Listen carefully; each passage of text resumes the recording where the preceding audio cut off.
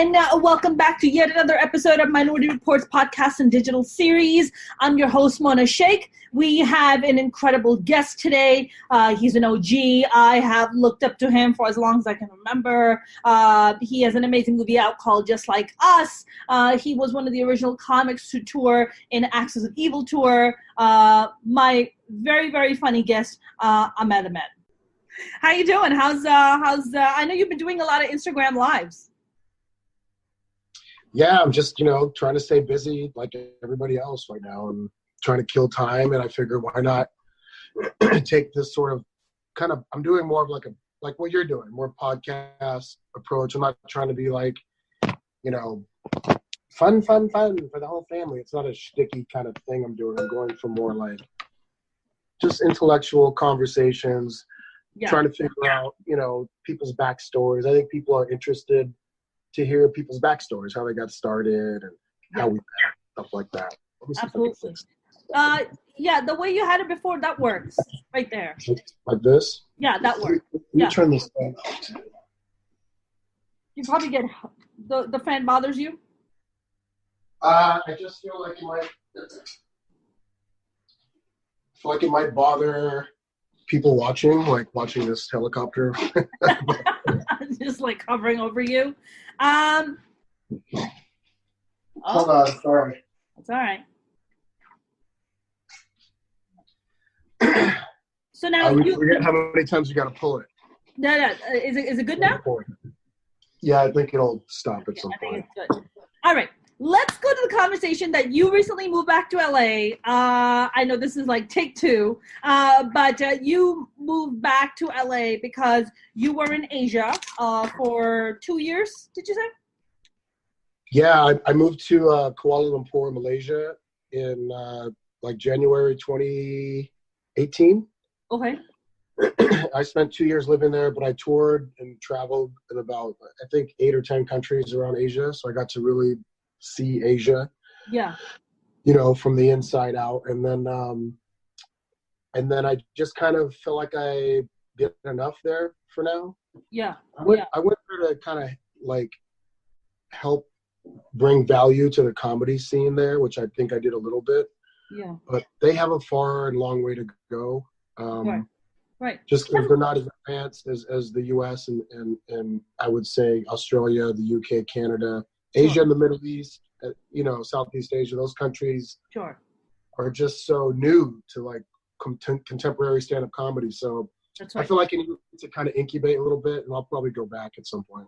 Right. I mean, when you do comedy in Asia, like how much of a difference is it? Like, do they get the references that you're making? Like, are they very, I guess, worldly in that sense, or a lot more aware about what's happening? Do they get your references, or is it like if you go to my cultural thing? Yeah, if you go to my website and just go to my YouTube channel, like right on my homepage, I've posted a couple clips, some of them of recent jokes, but one particular clip in front of 1,500 people in Kuala Lumpur, Malaysia. Wow. And Malaysia consists of Indian, Black, and Malay. I'm sorry, Indian, Chinese, and Malay. So you have 3 different cultures kind of dominating the whole country, technically. And but the audiences that we were performing in front of are like English-speaking crowds. They all are on the internet. They're following American stand-up comedy. So they got, almost all the references. I didn't have to switch my act up much. Yeah. That I mean that it's as like I guess American comics, we always think like, oh, what would the comedy would be so different when we go abroad, like are they gonna understand our references that we're making? But I guess that's not the case. I mean, and what kind of drove you to go to Asia? Like you've been here forever and you were in LA forever. What kind of made you go, I'm gonna go to Asia? Well, first of all, to comment on your first comment, I feel like back in the day, American comics probably would be misunderstood in other countries, but because the internet made everything available, I mean, you have people from different countries quoting, Chris Rock and Jerry Seinfeld and, everybody loves Raymond, and everybody, and I'm doing a bad Arabic accent, but my point is, they That's all your people, man. That's your people. You can do that accent. They all watch American stand-up comedy, so it was a real easy transition of just, we were there at the right place, right time. Right. Axis of Evil was just about to take off in the U.S. Right. Some producers in Dubai, caught wind of it. I was able to kind of pitch them on the idea. We sold the concept in the Middle East. Right. And it became like groundbreaking in history, made history. But that's right. So to answer your question on that, yeah, now it's more available. Big American comics were traveling to the Middle East and Asia monthly and getting paid a lot of money. Yeah. And the comedy club scene is starting to sprout a little bit and that kind of thing. But they still have probably a good 10 years, if not more, before it's completely crystallized and involved like the American scene. Yeah. And your other question was no, listen, I'm always fascinated by, I feel like when you come from like a background of like being Middle Eastern or South Asian, and trying to crack the code of stand-up comedy in America, or even in the West in general, I feel like you have to be like so on top of your game. Like you got to be the best of the best. Like you can't come in with turkey jokes, right? You can't come in with like turkey sandwich jokes and like expect people to be like, oh my God, yeah, that's totally cool. No, you got to bring your stuff. I mean, yes and no. I've seen really bad comics do very well in the Middle East and Asia because people just don't know background? Like a Middle Eastern and South Asian background? Both. All across, I've seen, really bad comics do really well because those audiences aren't educated to the comedy culture like America and the UK and Canada and Australia are. So there's there's a bit of a divide and a silver lining of like what's funny, what's not funny. Sure. Also, as you know, comedy is subjective. It can be funny to one person, not to the next. So That's right. I mean, let's go back to your kind of path and your journey. And sorry, I know we're like going back and repeating this because I don't know what the hell happened to my entire video. I was trying to convert it and I don't know what the hell happened. Again, an epic failure of technology on my part. What's wrong with you? What is wrong with me? I am not a good brown person. That's what it is. I just totally missed out. I have 4 older brothers. Oh. I thought I turned it off.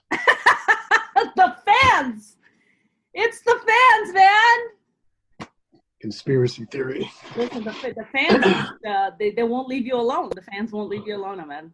Literally the fans. Literally the fans will not leave you alone. I just think, like, let's go back to your background of, you were born in Egypt, and then you moved when you were 1 month old, which is practically being born in the U.S. Unlike me, that moved as a teenager from Pakistan at 15. Your background is you started off as an actor. What was that conversation like with your family to be like, hey, I want to be an actor? Yeah, I'm I'm the oldest son. There's 6 children, 4 girls, 2 boys.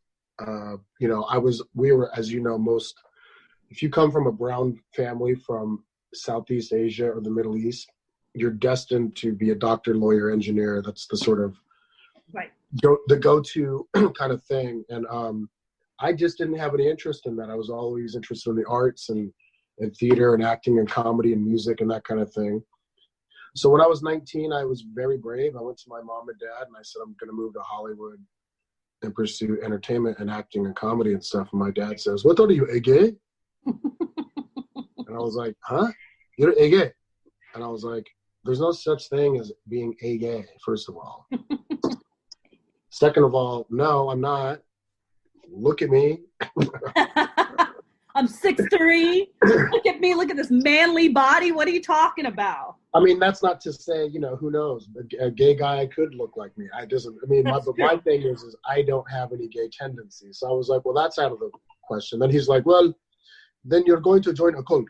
And I was like, yeah, it's called Hollywood. Right? Duh.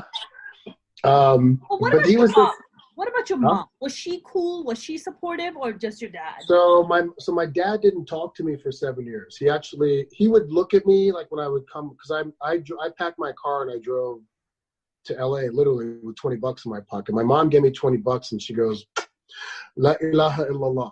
Like she was like very afraid for me that I was going to get sucked up in the darkness. And I did actually a couple times, but she was just more concerned for my well-being, whereas my dad was like ashamed and embarrassed that his son let him down, right? Mm. Because his friends and his coworkers and colleagues, like Muslim men, Egyptian men, they all Arabic men, whatever, Pakistani, and they all sit around and they like to, so what is your son doing? That's right. Oh, my son Mustafa, he just got his PhD from this college, and he's going to MIT for that, and he's going to be an engineer, and da da da. What about you? My son's going to be a physician. He got a job at the biggest hospital in Los Angeles. We're very proud. Abu Bakr. How about your son, Ahmed? He is a gay. He moved to Hollywood. Hamal. He wants to be actor, comedian, bullshit. He's a gay. So he carried the burden of whatever journey I was going to be on. All Muslim parents do that regardless, with children, religion, culture, marriage. Yeah. If you don't do something that they want you to do, they have to answer to God, not you. That's right. Absolutely. I mean, with like you said that you didn't speak to your dad for 7 years. My family didn't speak to me for 8 years. And I think it might be, I think your mom in your sense, like, kissed the $20 and gave it to you. That wasn't the case for me. I was just turning 18. I lived with my 4 older brothers here. My parents lived in Pakistan. And I remember coming out of the artist closet in front of my 4 older brothers and saying, hey, listen, I want to be an artist. Like, I don't want to, I was a stage actor in New York for the longest time. I want to be an artist. And my brothers literally gave me an ultimatum. They said, either you're going to go to college and become a physical therapist, which I don't know why the hell they were obsessed with it. I don't know why physical therapy. Or they said, or we're going to send you back to Pakistan and mom's going to marry you off to someone. So you take your pick. Those were literally my options. Okay. And I was like, I cannot wait to turn 18 so I can just pack my shit and leave. And one night I got into a massive fight with my family. I packed my shit and I left, and it was a war. I mean, I called for war. I mean, girls don't leave their parents' home until they're married off to a guy. Like, that's it. That's I know. I have four sisters, so I've seen it. I've lived it. I've seen my parents like ridicule my sisters, and try to marry them. Huh? Ridicule them about what? Well, my oldest sister, they tried to do like an arranged marriage. She wasn't having it. Yeah. My other sister, Amira, who I love Amira. You actually remind me of her a lot. She did the same thing. She's like, I'm not living under this roof anymore. I make my own money. I'm gonna do my own thing. Yeah, she's a sassy gal, is what she is. She's sassy, and she got out. But my parents respected her because her journey was to be an entrepreneur, and she couldn't do it under my parents' roof, like literally, Sure, absolutely. I mean, are all besides? So, I know Amira's not married. Are your other sisters all married? My oldest sister's married with 2 kids, and then the sister right under me married with 2 kids, and then Amira and Sarah not married. Oh, yeah. And I have a brother too. Oh, got it. And is your brother married too? He is not. He has a daughter, and he's not married. He does have a living girlfriend though. Got it. Okay, so he's in a relationship. Yeah, I'm always like fascinated by people who are in the business and how they're able to sustain an intimate relationship or like a significant other. I mean, God knows that I struggle with it because I have my own shit to deal with. But I feel like, I guess we all have our issues to deal with. 13 years of therapy, baby. What's up? But I think, what do you think, like, do you feel like you have been the person who has you were like the first person to, make history by passing at the Comedy Store? Because Mitzi Shore passed you, right? Yeah. I used to run little alternative comedy nights like during the week around Hollywood. And one of the biggest ones, if not the biggest show I ever co-ran and created with Jay Davis, was called Dublin's.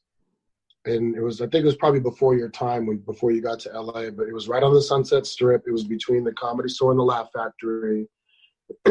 And at that time, those two clubs were really dying. People weren't going to comedy clubs for some reason. Well, a lot of the reason was the comedy scene was a little saturated, the club scene, but also you can watch all your favorite stand-up comedy or comedians on sitcoms. Right.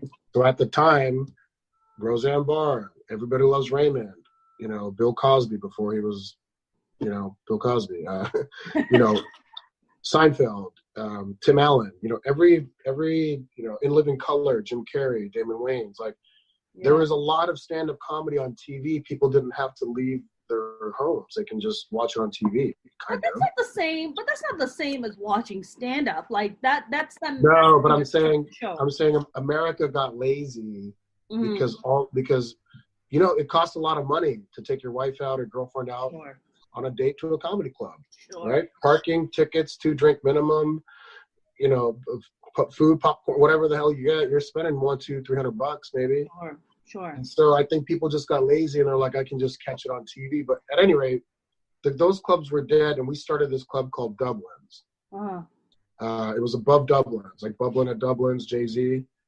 And every Tuesday night for 4 years, rain or shine, 300 people would pack in there. Yeah. A lot of celebrities were coming in there. Some people I knew, some I didn't. We always had great comics, hot chicks, and a cool DJ. This guy Crash would spin music. Yeah. And then every week, it was like Alonzo Bowden, Sebastian Maniscalco, Joe Rogan, Dan Cook. Dan Cook will to this day admit that he became famous at Dublin's, basically. Wow. This is 90s? Are we talking Dave Chappelle. This is late 90s, like 98, 99. It was 98, 99. Yeah. We had Roseanne Barr, we had Dave Chappelle, we had Daryl Hammond, Jeff Richards, Bobby Lee. I mean, the list goes on and on. Bret Ernst. Right. And the room just kind of got this life to it, like this new sexy culture of comedy, right? Right. And I remember some really very funny but physically unattractive comedians would call me on the weekly and say, hey man, can I get 5 minutes of stage time tonight? And I was like, oh, we already have 11 comics. It's going to be a long show. Yeah. Please, just 5 minutes. I'll get off at 4.5. I just need to get laid. What? And I would say, I haven't been laid in 2 months and I'm battling depression. I would say, all right. So at Dublin's, these are all guys, right? These are guys calling. Yeah, of course. Okay. Just want to make. I never had. You think a woman would call me and say, I need to get laid? Can you give me stage time? I don't know, man. I don't know. There's a bunch of desperate bitches out there. I don't friggin' know. I don't know. I don't know this shit. I don't know. Anyway, I'm not going to name names, but some relatively well-known comics would call me up and say, I haven't been laid in 2 months. Can you give me 5 minutes? Wow. If you performed on that stage at Dublin's back in the late 90s, and the room was riddled with hot chicks, supermodels, actresses, but also librarians and doctors and housewives and it was a very random, eclectic group of people. But if you went up on stage and you controlled that room, you have to remember there was a no drink minimum and it was free to get in. What? So there wasn't really any control. It was like a lion's den. So you had to go up with your chair and your whip and get people in the first couple seconds. And if you didn't, you had a bad set. But if you did, like a surfer, and you paddle out and you catch the wave and you start to surf and shred, 9 times out of 10, not only would you get laid, you'd probably get an agent out of it. Wow.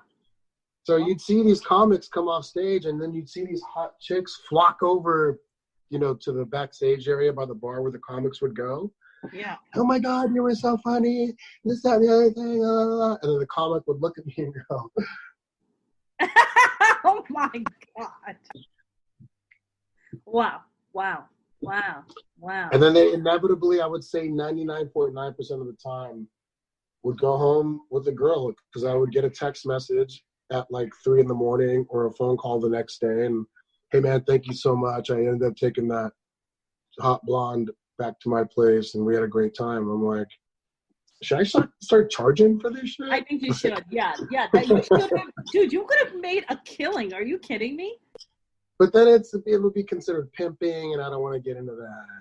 You weren't pimping the girls. You were pimping your comedians, the male comics. That's what you were pimping.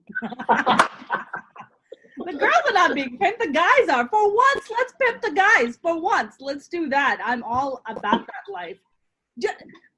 Okay. So just to get back, just really quick to just kind of wrap up why I told you the story. Yeah. Pauly Shore came in one night. Pauly Shore's mom is Mitzi Shore. She owned the Comedy Store when she was alive. Yeah. And he came in with like probably 5 or 6 really beautiful, but like kind of trashy, like Playboy playmates. And, he had an entourage and the whole thing. And he was like, hey, buddy, this is cool, real buddy. I was like, oh, thanks. He's like, I said, do you want to perform tonight? He's like, yeah, I'd love to. Pauly Shore goes up on stage and kills it. Wow. Not necessarily because he was like the greatest comic, but he was, he's a Hollywood novelty. Mm-hmm. He's like the misfit of the comedy world who never goes away. He always just comes back and comes back. Sure. And I have a lot of love for Pauly. I lost a little bit of respect for him recently over something that happened at the Comedy Store, but that's neither here nor there. That's another podcast. Oh, no, that's going to be this podcast. We're going to talk about it. So he said, hey, guys, he came off stage and he was like, wow, you guys pack this place every Tuesday with hot chicks and celebrities. I mean, we had Vince Vaughn, Matthew McConaughey, Cole Hauser, Britney Spears, wow, Tom Morello, who's the guitar player for Rage Against the Machine. We had Jerry Cantrell, who's I'm just dropping names, but Dave Navarro. We had this weird eclectic group of Hollywood artists who would just happen to be famous, who wanted to go somewhere on a Tuesday night that was safe. Yeah, absolutely. Because Fridays, Thursday, Friday, Saturday, that's the sort of bridge and tunnel crowd, right? All the schmucks from around come in and, hey, we're in Hollywood. And if you live in Hollywood, you don't want to be around that. That's correct. So all the cool people would go out Monday through Wednesday. That was the cool Hollywood night. That's right. You can go to clubs on any given night in the most random places, and that's when all the celebs would come out. So our comedy night was just kind of ended up being like that. We weren't trying to make it that. Right. And so Pauly said, why don't you guys bring this vibe over to my mom's club at the Comedy Store? We're like, great. So we took the best comics from Dublin's. So we had like Dane Cook, Sam Tripoli, Brett Ernst, myself, Jay Davis would host. Yeah. And then we did a show on Thursdays called Rock Comedy. Rock comedy? Rock comedy. So instead of playing R&B and cool like hip hop and shit like that, we only played rock and roll music in between the comics. Okay. But we only and always had rock and roll stars in our audience. Most of them like sober with their girlfriend. They just wanted a clean night out. Right. Like I remember Chris Cornell showed up one night from Chris Cornell. I've heard of Chris Cornell. He was Audio Slave. He's friends with Tom Morello because they were in the band together. Yeah. Temple of the Dog, Soundgarden. Anyway, he showed up one night. I'm a huge fan of his, and I was just like, "What the fuck are you doing here?" And he couldn't have been nicer. But he was going through sobriety at the time, so our comedy night was a place of clean relief for addicts, I think. Yeah. To an extent. Right. Anyway, I was performing one night on the same lineup as Brett Ernst and Sam Tripoli. And Mitzi Shore happened to be sitting in the back of the room, and she caught our sets, and she made us all paid regulars that night. Amazing. That's incredible. And then my journey, continued for the next 16 years at the Comedy Store, where I made great connections. I was hired for jobs. I hired people for jobs. Yeah. We started comedy tours. Axis of Evil started there. Vince Vaughn's Wild West Comedy Show with John Caparulo, Brett Ernst, Sebastian Maniscalco. That all kind of came and groomed out from the Comedy Store. And then, when she got older and sick and wasn't involved with it, there was a changing of the guards, and new management came in, and I was, kind of banished from the club because, a lot of haters in the comedy world. Yes. So I had some people. I'm quite aware of those, Ahmed. I have been experiencing those. So yes. Yeah, I mean, when you get a text message from Adam Egget, who's the booker of the club, and he says, "I've been instructed by comedians to not book you.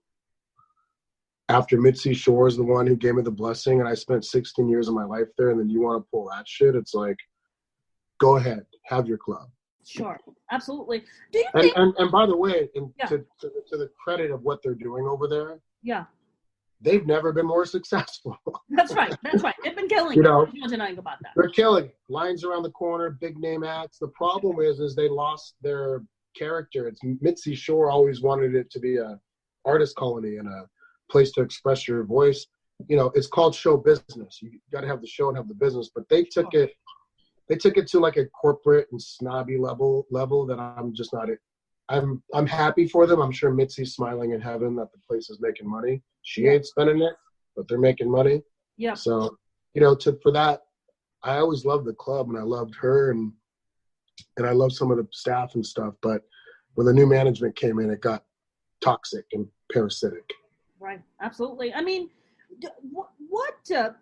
I want to go back to the whole point about comedians calling you up and getting laid. Question. That is, by the way, the whole Mitzi story is amazing too. But I want to come back to that. Okay. Do you feel like, I mean, you must have a lot of groupies that come after you after the show. Ahmed, stop it. Stop. I'm almost 50. I have gray hair. You look great. You look at, okay, but when you were starting out, did you not have a lot of groupies? You must have had a lot of groupies. They didn't want the tall Arab guy? What's up? I think with me, I think girls always looked at me as like their older brother or their cool uncle or some shit like that. And you don't want to try to hit on a girl. You just met who are coming to watch the show? I'm just saying in general, I always give off that vibe I'm like their friend. Are you downplaying your coolness right now? Is that what's happening? I have had my relationships and I've done my share of dating and I am very attracted to women's from all walks of life, but I don't have a groupie, I don't have chicks who are groupies. Maybe I do and I just don't know it. You know what I mean? What is a groupie? Okay, so I was at the Comedy Store. This is quite a few years ago. And Chris D'Elia is standing there, and he's surrounded by these really pretty girls. Yeah, Chris D'Elia has groupies. I don't have groupies. So I always thought that most male comics who go up and kill, especially in major comedy clubs, always have groupies. And I'm standing there, and I'm watching this, and I was like, female comics don't have groupies. And I remember having this conversation with Dom Herrera at Laugh Factory because we were sitting up and I forget I think it was Dane Cook or maybe. I think it was Dane Cook there. And all these females were just flocking and fucking throwing themselves at this guy. And I was looking at Dom and I was like, Dom, do I get groupies eventually? Does that happen for me? We have a bunch of dudes just throwing themselves at me. Does that happen for me? He's like, you'll have your groupies, Mona. You'll have your groupies one day, in his very Dom Herrera way. And I was like, oh, okay. He's don't worry about it. It's going to happen soon. Just relax. Exactly. Don't worry. He's so sweet. I love Dom. I know a couple. I mean, there are. I know a few female comedians that have guy groupies. I've worked with, and you know her, Crystal Marie. Sure. Yes. She came in featured for me a few times, and we would do meet and greets and pictures after the shows. Everybody flocked to her, guys and girls. Wow. Yeah. And she just has that energy about her, that sort of Arab Marilyn Monroe, Yeah. And I think people want to be around that, but she also has a lot of followers, and she comes from a presenter background. But yeah, I think it all, I was with Tammy Pescatelli recently, and she has, amazing groupies that love her and stuff. So I think, the better you are at exposing your comedy and just stay funny and likable, yeah, if you want groupies, and that you'll get them. Yeah, absolutely. Do you feel like today, let's say today, you were this young comic who went to the Comedy Store, do you think you would be passed today at the Comedy Store? Well, that's a loaded question, because Mitzi really is the kind of gatekeeper I thought when it came to that. Tommy was there for many years, and I thought he did a great job of grooming and passing a lot of comics, obviously with Mitzi's blessing. As she got older, she wasn't hands-on as much, but I auditioned for Mitzi in the Comedy Store in 1996, and I did not get passed. Oh. And then years later, was it 96? I can't remember. It was like early mid 90s. And then 5-6 years later, when she passed me, and I didn't audition, I was just doing our produced rock comedy bringer show, and I just was on stage, and she caught me one night. It was like the stars were aligned. Right. And after she passed me, I said, I auditioned for you 6 years ago. And she goes, yeah, you weren't ready. Wow. So, just kind of like, is everybody right when you think you're ready or not? I don't know, but I trust her. She has decades of, a track record of comics that she brought into her, stable. Dave Letterman, Jay Leno, Richard Pryor, Robin Williams, the list goes on and on. Paul Rodriguez, Whoopi Goldberg, Sandra Bernhardt. I mean, her hit list of comics that she really, Jim Carrey, like she really gave people stage time and love. She had a drug and alcohol, like anonymous foundation. She raised like $500,000 for to put comics through like drug and rehab. She's a very special person. It was a sad loss when she left. Yeah. I mean, I sadly never had the opportunity to meet her, or she was still old, I guess, by the time I got around. But I used to hang out at the Comedy Store a lot. I got the opportunity to produce my show, Minority Reportz, which is what it is now because it started off at the Comedy Store, and that was a really great opportunity. But I feel like, especially for us, I'm just talking about like brown female stand-up comics. I feel like there is I don't know what the expectation is of us. I feel like there is probably a lot more, I guess, acceptance of like male brown comics versus brown female comics. Like I've auditioned at the Laugh Factory 3 times. Like Jamie Masada keeps bringing me back, but just nothing ever happens. He's like, I really like you. I really want to pass you. I'm like, then fucking pass me. Like, I don't understand what the issue is. Well, I'll tell you what the issue is. When you become really well known. Exactly. No, because I was in the course of 6 months, I was banned from the Comedy Store and the Laugh Factory. In a course of 6 months. Yeah, so I was banned from the Laugh Factory in like early 2016. A couple months later, 6 months later, I had an issue with the Laugh Factory with Erik Griffin. Yeah. Who's a little punk ass bitch, I'll say it publicly. And I don't give 2 fucks about him. He's a parasite and a loser. And he did something to create friction between Jamie and I. At the time he was on TV, I wasn't. So Jamie went for the person that had more credibility. That happens in the comedy world. I understand that.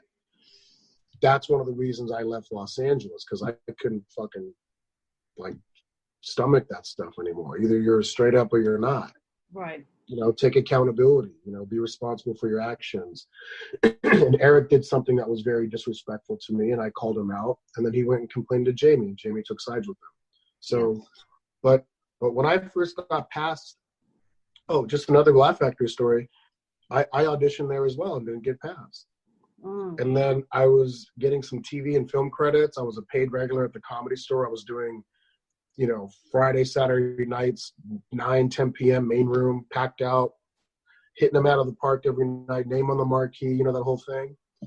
And one night I went into the Laugh Factory to watch another comic. I can't remember who it was. Just went to watch because I never wanted to go in there. Jamie never, would past me. So I'm like, why would I start hanging out here? Yeah. And then I saw him one night, and he was like, buddy, how come you don't perform at Laugh Factory? You would be perfect here, buddy. And I was like, I've been trying to get in this motherfucker for years. Like, what's the catch? Here's the catch. My name was on the marquee right down the street every fucking night. And I think I was on a TV show back then, and I just had more credit, but like I was on his radar. So he's a businessman. It's called show business. Right. Why don't you come perform here? And so for 12 years, I was a paid regular at the Laugh Factory, not only there, Long Beach, Chicago. They had one in Scottsdale, Vegas. I was a Laugh Factory. I was part of the machine. And then, one night, excuse me, one incident can make all that go away. But, Can I ask about that incident, or is that too, if you don't want to talk? Oh, no. Erik, I was talking to a bunch of comics upstairs. Erik walked into the conversation and started being really disrespectful and talking shit. Towards you or nice. Toward all the comics? Toward me. Just out of the blue, just kind of being. Yeah, and I don't want to talk about him too much because we're giving him power, but I did a lot for the guy. It made him a lot of money, exposed him a lot. Mm-hmm. And he's just a parasite. He's a fucking little bitch. Yeah. But that tends to be, there's a lot of people like that in Hollywood. Like a lot. Yeah, but I don't tolerate it. I can give two fucks who you are. Don't talk fucking down to me. Yeah. Don't interrupt me when I'm in a fucking conversation that has nothing to do with you. Right. Jamie said, buddy, you were the aggressive one. I said, I was just sitting there having a conversation. He walked in. He said, next time, just walk away. And I said, why would I walk away from my own conversation, you idiot? That's like being on stage and letting a heckler heckle you, and he goes, okay, the heckler got me. Bye, guys. Fuck you. Don't fucking interrupt my shit. So would it have been different had you been on like some hit TV show and you were a regular and then Erik wasn't? And then he was like, hey, Erik, you can back off. Okay. Look, unfortunately, the Comedy Store and Laugh Factory right now are operating on that level. TV credits, film credits, social media followers. Funny or not. That's right. Comedy Store is what? It's the same 10 fucking white guys who perform there every week. Pretty much. And they're throwing one token white girl or one token Latina, and then they're like, that's not diversity. That's not stand-up comedy. That's not global outreach. That's a fucking cult. That's right. Yeah. And you guys can all fucking, do your little cult. I'm out. Yeah. I'm totally with you. Do you feel like where do you think comedy, like this whole talk of diversity, right? Look, you were the first wave of diversity, and then people, comedians of my generation have come along and adding like more to that diversity. Where do you think this whole PC culture, okay? What do you think it's doing to comedy? Do you think it's just straight up killing comedy, or do you think it's good for comedy? Because those are diverse point of views, I guess, that are coming in and playing into the PC culture. Like, what do you think is happening? Well, I think the internet definitely fed into that. I mean, there has always been a PC culture from day one, but the internet just put a magnifying glass on it. So is it killing comedy? Is it helping comedy? I don't know. I had somebody call 911 on me over a joke I told in Florida last year. But the good news is that it made global news, and I got some great fucking press out of it. So, sometimes, God, the universe will throw you lemons, and you make some goddamn lemonade. That's it. Yeah, absolutely. I mean, so I'm a big fan of Lenny Bruce, and I really stood for everything that he stood for, and I really believe in the fact of, I feel like stand-up comedy is not just kind of treading water lightly, but actually doing the critical thinking. And to me, stand-up comedians are modern-day philosophers. That's who we are. There's no Tolstoy anymore. There's Ahmed Ahmed. There's no more of, Sophocles or whoever the great thinkers were. We are the great thinkers. People listen to more to stand-up comedians than they do to actually our politicians, because stand-up comedians, A, make it funny, and B, tell the fucking truth. But you were just talking about this 911 call that was made on you. Can you talk a little bit about that? Where were you and what year was this? And yeah, I mean, it's kind of better if you just go online and just Google Florida man calls 911 on Muslim comic. You'll see hundreds. Florida. So expected. That's so expected. Yep. Fucking Florida. Of course it's Florida. You'll see like hundreds of articles and Associated Press and links and video and interviews that I did. But in a nutshell, I do a joke. I used to do a joke where I would come out and I'd say, are any Middle Eastern people in the audience?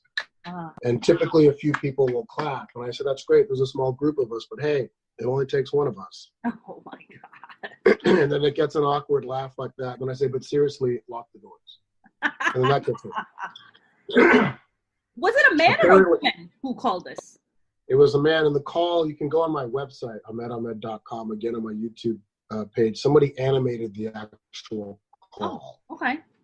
So a friend of mine who used to be a cartoonist for The Simpsons, he grabbed the actual call because it's public domain and he animated it. It took him like 40 hours to animate it. But it's genius and it's brilliant.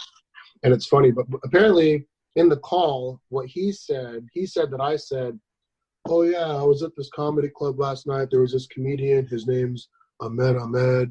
And he's, Middle Eastern.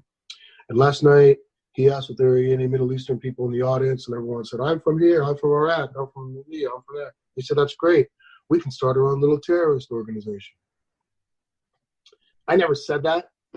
He just misconstrued the joke and took it out of context. Wow. And first of all, terrorists don't wear Under Armour. They don't wear Under Armour? Under Armour, like I after my shows, I do meet and greets. Terrorists don't do meet and greets. No, they don't. No, they don't. Anyway, and they don't tell jokes on stage either. They don't tell jokes on stage either. So right, like, do you think ISIS was trying to recruit people from a comedy club stage in Naples, Florida? Doubt it. No. Yeah, that's what happened. But then I took video of the cops who came to interview me, and then I posted it on Twitter, and it went viral. And then the news picked it up, so it became like global news, just for like 2 weeks. That's so amazing. 2 weeks is better than that. Yeah. Listen, and all that free press, you can't beat that. Thank you. Praise be to Allah is what we say. Praise be to Allah, or praise be to the 911 caller. Praise to the 911 caller, right? What are you? I mean, this whole pandemic has royally screwed up stand-up comedy. I mean, it's royally screwed up the world, actually. But how are you feeling about, like, stand-up comedy and doing it on Zoom? I don't know. Have you done any shows on Zoom and online? No. How are you feeling? No, I'm gonna stay away from that because I think all these like virtual comedy shows are killing comedy, to be honest. Really? Why do you say that? There's nothing better than just comedy in a live audience. And I think trying to stream it this way, unless you overproduce it with a laugh track or try to get, some sort of people in the room, I just don't think I'm trying to watch comedy live, these live streams and stuff. Not funny. Yeah. I mean, it's hard, right? It's hard to capture that same energy. Like, how do you capture it? I mean, you have a huge barrier called this Zoom and technology. How do you connect? Like, that's the most challenging part. I've been doing shows every Friday, and honestly, the turnout has been really great. Like, my objective was to showcase comedians from around the world, so not just U.S. So I have comedians calling in from the Middle East, comedians calling from UK, comedians calling in from India. That's actually the cool. There is something cool about that, is bringing in people from all over the world. That is, I think, one of the good things that are happening during this pandemic. It is unifying people in a weird way, and yes, and you're actually able to showcase. Like, we would have never been doing this as much as we are. That's right. Had it not been for this, so I think there's a bigger picture of like, hey guys, and there probably is a way to make it funnier and to make them successful. It's just nothing's better than live entertainment. That's it. I 100% agree with you. I mean 100%. So now you're back in LA, and like, what you have, like, do you have shows lined up for later this year? What's going on for you? No, I mean, no, I don't think anybody does. And anybody who says they do is fucking delusional. Like I think we just have to wait it out. There's a virus, being spread around the world. So the virus is going to tell us when we can go back to work. Yeah. Did you get tested? Not a person or a man. What's that? I agree with you. Did you get the free COVID test? The mouth swab? I tried to, and they said I didn't have any symptoms, so they wouldn't test me. So I have to get a test for being not asymptomatic, and get an antibody test that might take a week. But why? Did you get tested? Yeah, I did. I got my mouth swab. Where? Today.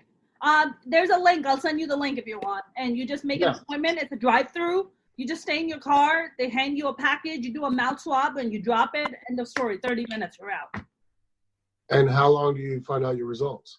I think it takes about maybe a week or maybe less. Oh, so you just got it done today? Yesterday.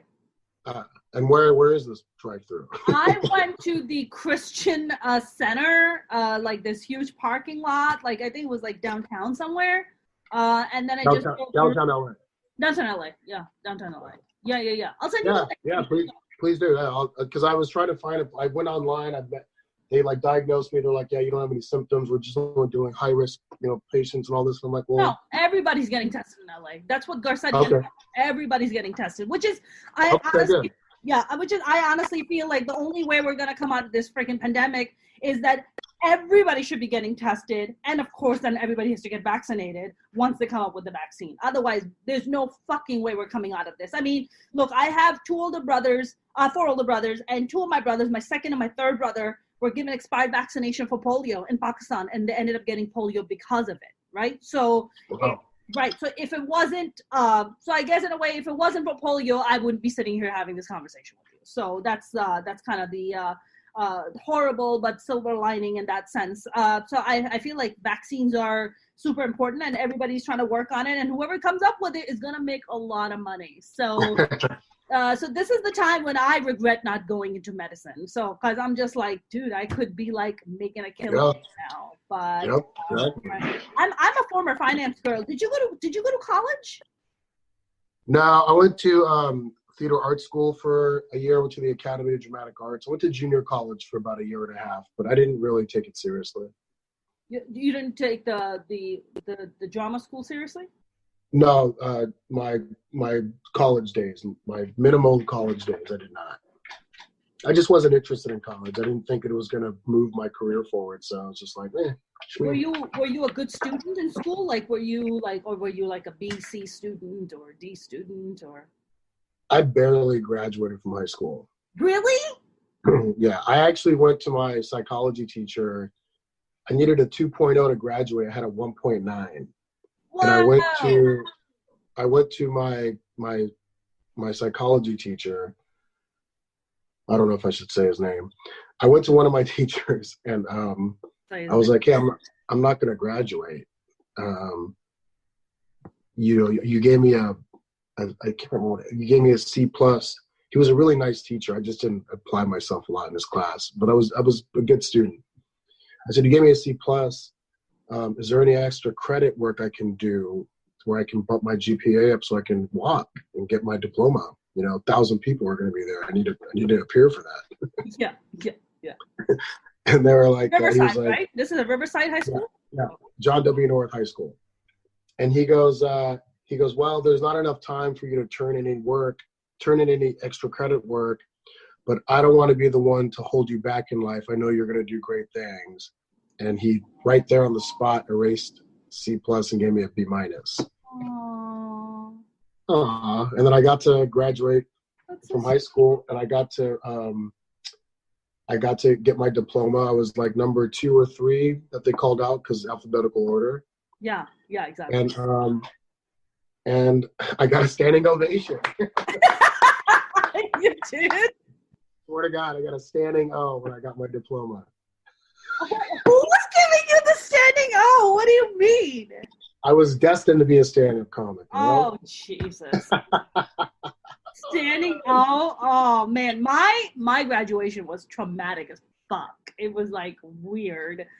Because I moved at, like, okay, first of all, who the fuck sends their kid at the age of 15 to America and be like, go to high school, good luck. And, you go to high school. I went to inner city high school in Jersey City. Don't go to Jersey City, Ahmed. I don't know if you've ever been there. I've been. I'm so sorry. I went to high school in Jersey City, and it was atrocious. We were so poor. Like, we lived next to the projects. We went to this shitty ass high school. And I remember, like, the day of my graduation, my parents didn't live in Pakistan. My parents lived in Pakistan, and I lived here with my brothers. And literally the day of my graduation, my mom had to fly back to Pakistan, and she couldn't even be here for my graduation. So I was just, like, standing there. By the way, there was nobody at my graduation. None of my family members came. Nobody. I was just like an asshole, like, alone, just walking to the stage, just taking my diploma and just turning around to, like, an empty seat, like nobody. And that has much been my entire life, like, just looking back to family to empty chairs. That's it. That's my entire family dynamic and family relationship. But I don't know. I think. Do you think stand-up comedy can be taught? I don't think it can be. But what do you think? No, I don't think you can teach it. I think you can give people notes and, like, advice and wisdom and little tricks of the trade. But can you teach somebody to be funny? No, I don't think so. Can you? But I think that you can watch. I think you have a natural funny bone in you. Yeah. And you can study the art form of it and then pick up tricks of the trade and find your own voice. Yeah. Right. I mean, I think you and I had touched upon it before, but you feel like pain and trauma contributes to good or great comedy? Oh, 100%. Nothing's funny in comedy unless it's uncomfortable to listen to or watch. Right. I mean, does it bother you when you see stand-up comics who, like, come from really good, stable families and, like, grew up with money, and then they're, like, trying to be funny on stage, and you're like, dude, there's nothing funny about this shit. Like, you grew up in privilege. Fuck you. Do you feel that way?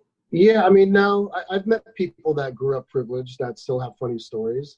It's all about delivery and timing and your perspective and point of view, Yeah.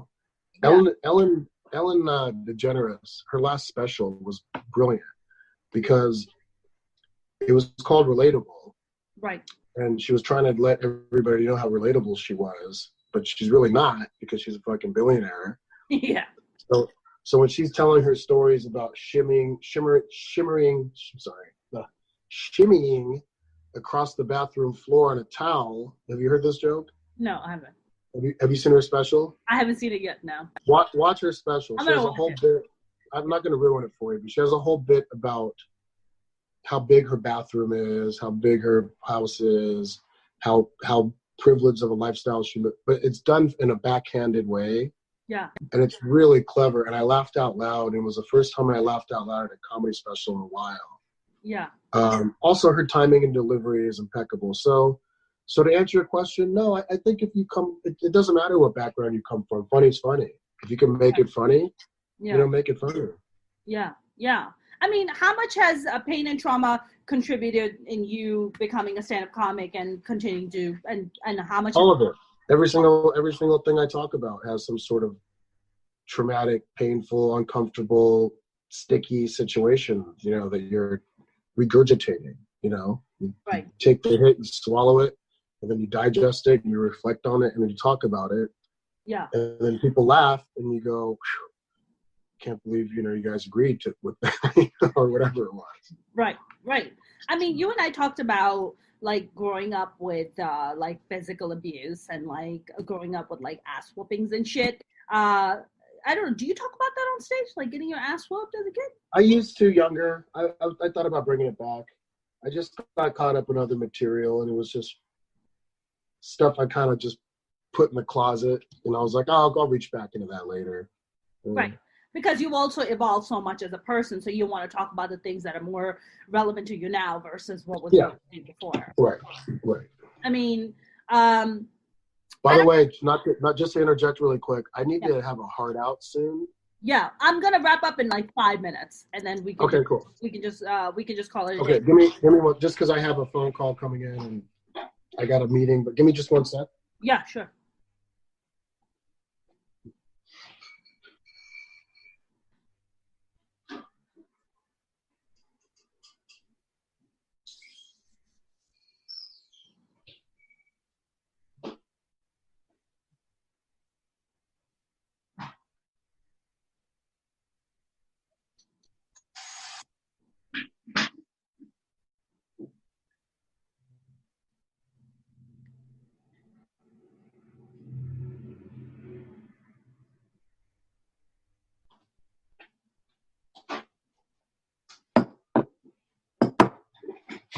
Sorry about that. No, all good, all good. Of course, nobody has shows lined up. Are you back? Or you have any TV or stuff that you've been working on? Any TV or film stuff, or what's going on with you? Nope. I'm just waiting for this thing to, allow us to go back to like real physical work. And in the meantime, just here online. Yeah. And you're in what? Where are you now? Venice? Yep. Venice Beach. Venice Beach. What made you, have you always lived in Venice Beach? Have you always been around Venice Beach or? No, I just found a unit that was available and I jumped into it. Okay. That's fair. Yeah. I like the Venice. There's not much going on. There's not much going on because nobody can go out. The beaches are closed. You can't do shit. So. Right. Yeah, I like the beach life.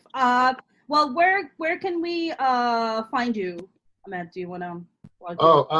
Instagram at Ahmed Comedy, AHMED Comedy. Twitter the same at Ahmed Comedy. My website's ahmedahmed.com. I'm on Facebook. I'm gonna soon be doing a sort of kind of what you're doing, a streaming podcast that will go out to all the platforms, so stay tuned for that. That's it. That's awesome. That's awesome. By the way, I've always wanted to ask you, is Ahmed Ahmed a stage name or is that an actual birth? So my real name is Ahmed Abu Bakr Ahmed Muhammad Ali Abdul Wahab Kawadia. What? How many names is that? 7. So when, in Egypt and other brown cultures, they oftentimes will use their fathers and forefathers' names to trace back your lineage and heritage. So when my dad got his immigration papers in 1970, the immigration officer was like, you get 3. Yeah. Can't have 7. You get 3. Beginning, middle, and that's it. Sure. So my mom just liked the name Ahmed so much because it's short for Muhammad, which means thank God. Yeah. And Ahmed means the one who thanks God. And Prophet Muhammad, my mom was a very religious Muslim woman. Prophet Muhammad was known, his friends and close friends and family would call him Ahmed. That was like his nickname. Okay. Like Bob and Robert. Got it. Right. So your full name is Ahmed Abu Bakr Ahmed? Yeah. Got it. And then you were just like, okay, Abu Bakr is too much. Let's cut Abu Bakr out. Let's just make it Ahmed Ahmed. For Hollywood, yeah. Well, if it makes any sense, my agent in late 90s or early 2000s told me that I couldn't use my ethnic last name, which is Shaikh. And she wanted me to cut it short to Shay, S-H-A-Y. And so I was Mona Shay for a little bit, and I hated it because people are like, you're not Irish. I'm like, you're absolutely correct. I'm Black Irish.